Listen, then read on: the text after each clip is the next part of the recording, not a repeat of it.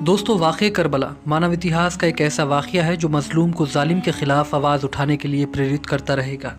محرم کا مہینہ Islamic calendar کا پہلا مہینہ ہے۔ عام طور پر لوگ نئے سال کی خوشیاں مناتے ہیں، لیکن یہ مہینہ اتہاس کے ایک ایسے سچے قصے کو اپنے اندر سمیٹے ہوئے ہے جس کو یاد کر کے آج بھی لوگ اپنی آنکھوں کے آنسوؤں کو نہیں روک پاتے۔ کیا آپ کو پتا ہے آج سے تقریباً 1400 سال پہلے اسلامک دنیا میں ایسا کیا ہوا تھا جس کی وجہ سے دنیا کے کروڑوں لوگ آج بھی غم زدہ نظر آتے ہیں؟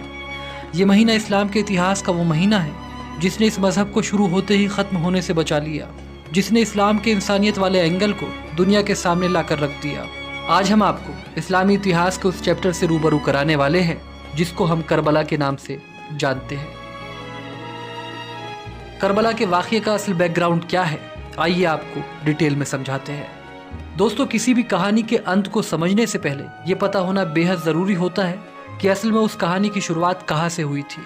اسلام کی کہانی کربلا تک کیسے پہنچی، اس کی بھی ایک لمبی داستان ہے۔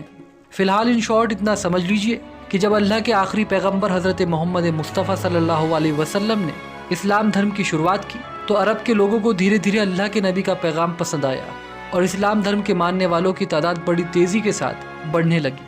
صرف اتنا ہی نہیں، دیکھتے ہی دیکھتے اسلام دھرم پورے عرب جگت میں پھیل گیا۔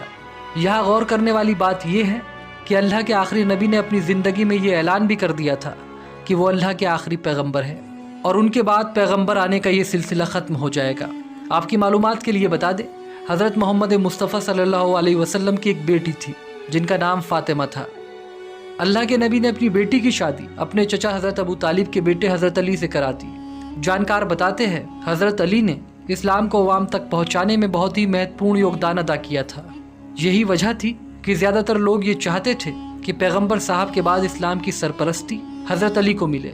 کئی لوگوں کا یہ کہنا ہے کہ اپنے آخری حج سے لوٹتے وقت غدیر خم کے میدان میں اللہ کے نبی نے اپنی زندگی میں ہی اس بات کا اعلان کر دیا تھا کہ میرے بعد حضرت علی ہی اسلام کے لیڈر ہوں گے، اور وہ باقاعدہ اس بات کو لے کر اللہ کے نبی کی حدیث اور ثبوت بھی پیش کرتے ہیں۔ خیر، جو کچھ بھی ہو، جب 8 جون سن 632 عیسوی کو اللہ کے نبی کی وفات ہوئی تو کچھ لوگ ستا کے لالچی ہو گئے۔ یہاں آپ کو بتاتے چلے کہ اصل میں کچھ لوگ اسلام دھرم میں ایسے بھی شامل ہو گئے تھے جو پہلے تو اسلام کے دشمن تھے، لیکن جب اسلام کی بڑھتی طاقت کے سامنے ان کی ایک نہ چلی تو انہوں نے بھی اسلام دھرم کو قبول کر لیا۔